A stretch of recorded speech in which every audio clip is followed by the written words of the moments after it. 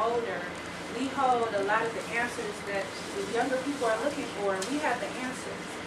So these types of programs are so important in us investing in those people that have those answers, those people that have sustained and survived and just know so much. And we also have learned through research is the earth and the soil, our ability to plant and grow our own food is also important. So these types of programs are so very important, and we appreciate you. We want to show our appreciation every chance that we get. One of the reasons why we're here is because we have become very strategic in just dealing with our non-traditional way of living. Some people have caregivers that they live with, and it isn't always a mother and a father at 30 years old getting along. We were very successful in getting one of our consumers to get a home loan who was a person who is disabled on fixed income with their caregiver. And we want to share those opportunities with you because... Speak up just a little bit, Jean. Okay. Home ownership is not just for the white picket fence nuclear family. You know, the 30-year-old with the one kid and the mother and the father. As you know, you watch the news, things are changing.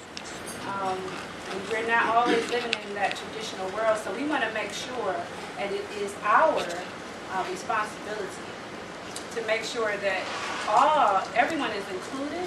All of our programs are inclusive, and you all know what programs and resources are out there for you, just as it would for anyone in America.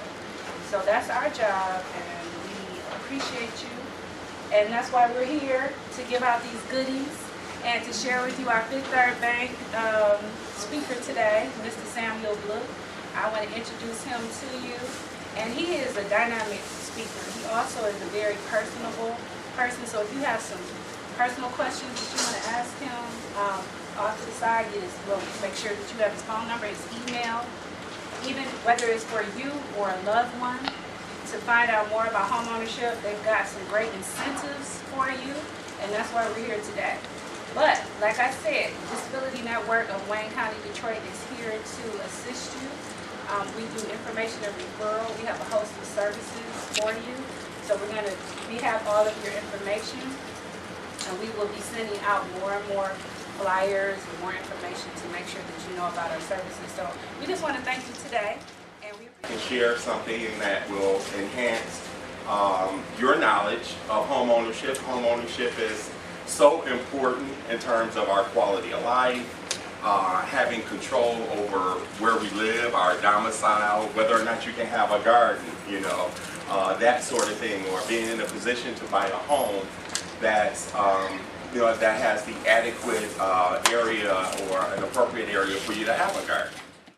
But you know, I'd rather spend $200 and know upfront if a house has problems than to buy the house and then find out you got problems later, right? That could be a very expensive mistake. So hiring a home inspector is very important.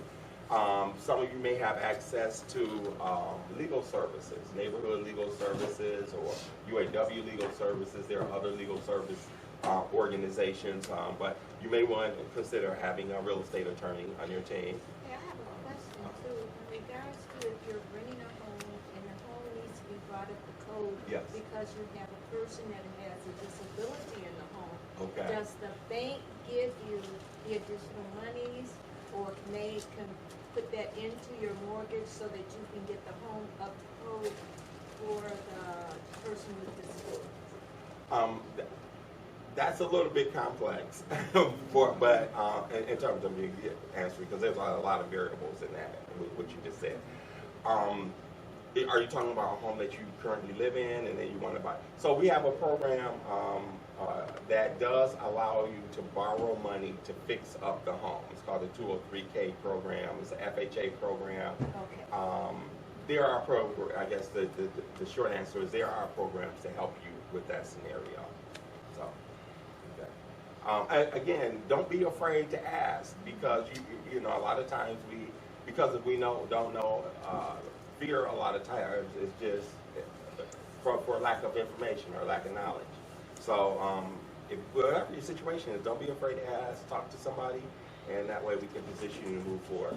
Gina? You can also make an appointment with Mr. Samuel Blue. Time after this Absolutely. seminar. So you can have an appointment with him, on appointment. And all your questions to everyone's situation. And another thing is that one of the major points you want to do is you want to make sure that you at least request that the seller offer a home warranty. So again, I have some flyers with some information. I don't, because of our time today, I just kind of want to touch on some of the key things that are important in the home buying process. So just in quick summary, don't rush. Don't negotiate a contract without an agent because you get yourself into something that you don't know about. Don't buy more than you can afford. There's a lot of things in home qualification process that don't count towards qualifying. Like for instance, how much is your insurance? We don't take insurance. Like say from your car insurance, we don't take your car insurance payment into account when we're qualifying you for a home.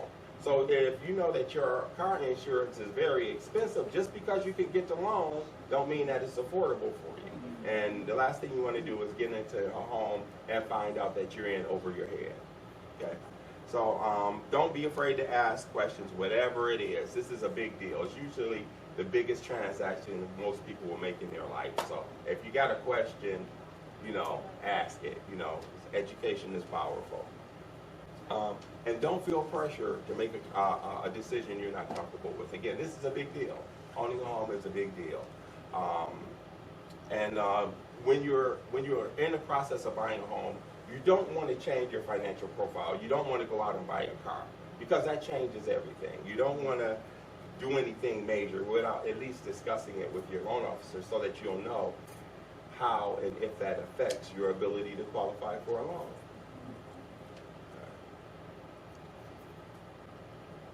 So again, as a lender, you come to me, I'm going to help you determine what your affordability is.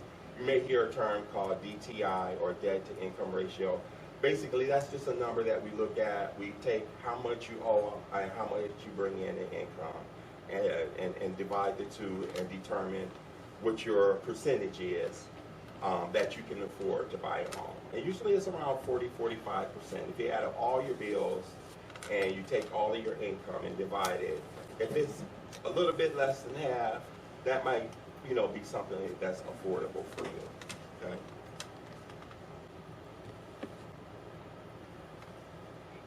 Okay. And one of the things that you should also understand is that in having a mortgage, there's actually more than just the mortgage payment that goes into it. Okay, so you have the loan itself, which is the principal, that's the amount you borrow, and the interest. You also have, if you have less than 20% down, you're going to have private mortgage insurance. Now, this is not the insurance that on the house. It's an insurance for the bank that the bank requires. Kind of like, you've heard of like maybe you get some kind of credit, a credit card or something, and they'll ask you, do you want to sign up so that if something happens, they'll still make the payment, what have you. It's kind of like that concept. It's a financial insurance. And then you have your actual homeowner's insurance, which does protect as the house burns down. You want to be protected. And then you have your taxes, of course. Uncle Sam has always got to get his piece of the action, right? So those are the things that go into a mortgage payment. Some of the basics about mortgage loans, it's either a fixed rate loan, which means that the rate doesn't never change over the course of the loan, or an adjustable rate loan. People get in trouble with adjustable rate loans sometimes because it's more affordable at the beginning, but if it adjusts, then you can find yourself in trouble if you're not prepared for that adjustment. So just keep that in mind if you talk to somebody about a mortgage. That's one of the basics. Is it a fixed rate loan or is it an adjustable rate loan, and the details behind that, okay?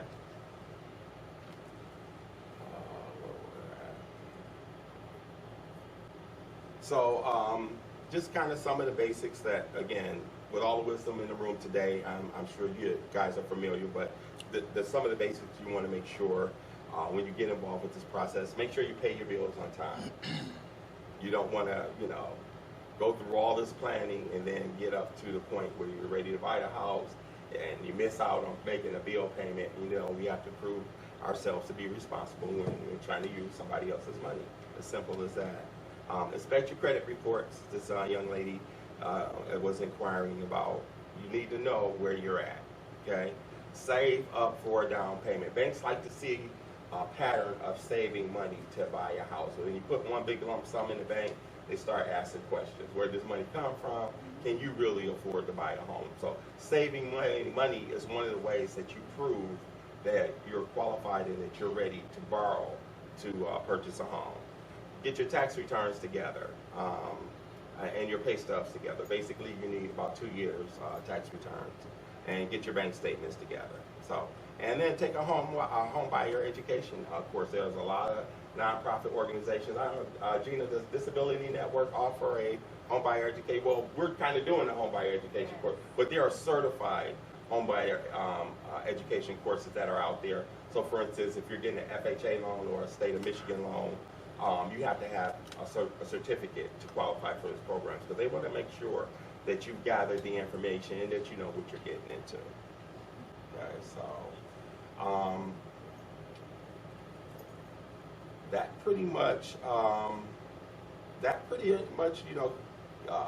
is kind of like the basics of what it takes, to become a homeowner. I wanted to make sure you save a few minutes to ask questions, but I'll go over a couple of questions that are frequently asked when people are buying a home, just in case you had it in the back of your mind. You may hear a term called amortization. Amortization just means the schedule of paying off the loan. That's called an amortization, the schedule that you pay off the loan, because your monthly payment doesn't change, but at the beginning, most of it you're paying interest, and then towards the end, you're mostly paying on the house. So people smarter than me figured out, how do we keep the monthly payment the same from the beginning to the end? And so you see, you're a senior citizen, and they want to know your lifespan too? No, that would be discriminatory. Okay. So that's a very good question, because I've had that question before. Age is not a factor in qualifying for a loan. You can get a 30-year loan if you're 100 years old. What your lifespan is, whatever your estate plan is, or if you have family that's going to take over the house, or whatever the case may be, you qualify for a loan based upon your credit, having the money to get the loan, and being able to afford the monthly payments. We do not take age into consideration. Working with you. So, I was honored to be able to assist her. She found a home. It's so important for her. We talk about control. Because of her disability, she needs a home that she can modify. So, when you're renting a house, you got to ask the landlord. They don't want you doing nothing to that house. So she needed a house that she could fix up to her needs, so she could get around in her wheelchair. She needed a lift so she can get in and out of bed, all those types of things that are very difficult if you're renting. And in addition to that, for what she was paying for rent, she could get more space. So we ended up putting together a package where we helped her out with a $3,600 grant. She found a home very quickly. She was highly motivated, and we just closed on Tuesday. So thank you, Disability Network. So we hope to have more stories like that from you guys down the road. How much was the home, and did she get improvements too? How much was the loan? The loan was about $70,000. Wow. And she got into the house for about $3,000 out of pocket. So, that's about, a lot of times that's a tax return, or, a couple months saving up, and now you own a home. So it's definitely possible. And I want to tell, sure, go ahead. We had a question about what location for the house, because some people here are looking to relocate, So they want to know where does she buy the home, what city? Okay, she bought the home in Inkster. Okay.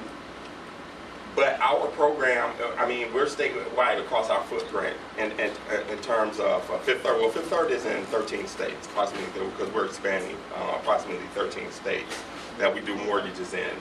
A Michigan loan, which is a Michigan State Housing Development Authority loan, that program only applies to the state of Michigan. You know, obviously, that's the 1% program.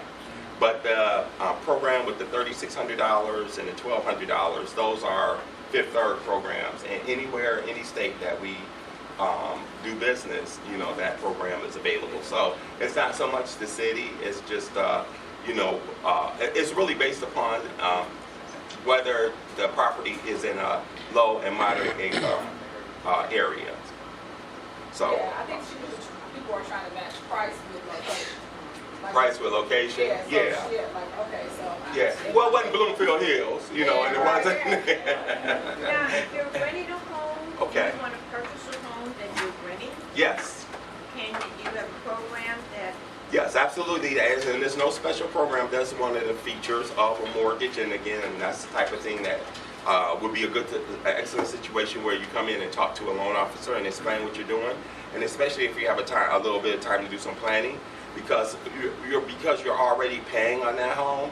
One, you're establish a payment history, which banks like to see a payment history on a home. You're already living there. And then secondly, the seller can contribute towards you buying that house, so we can reduce the cost of that it would take. So it can be cheaper to buy the house that you're actually in. You know, that's kind of like the bottom line. It can be cheaper to actually buy the house if you already live in the house. So be more than happy to talk to you one-on-one if you have a situation like that. But just know that if you know people who live in their home as a renter and they want to buy it, we can help them do that. In fact, that class that I'm taking, I mentioned, they said, what's their one joy to get over the summer? And I said, the other place I'm supposed to be right now.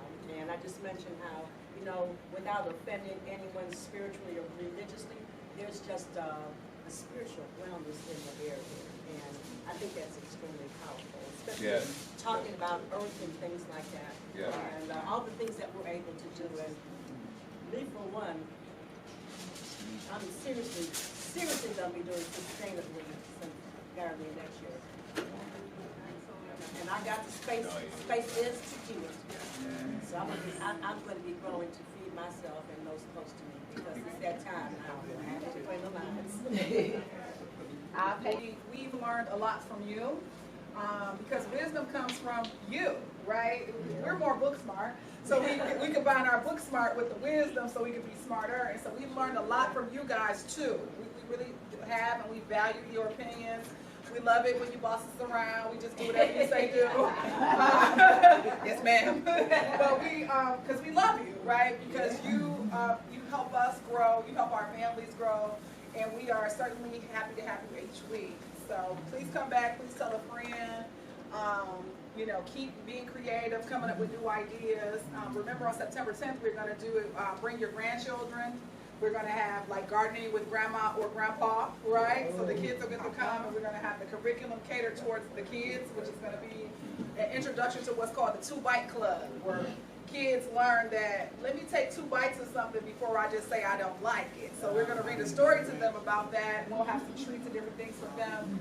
And they too need to learn healthy eating and growing gardens and things like that. So everybody just spoke big, but I feel like a kinship and a camaraderie when we see each other, when we know each other, when we know we're going to be there. Like, I forgot to tell her something. So it's more like a kinship started in our community.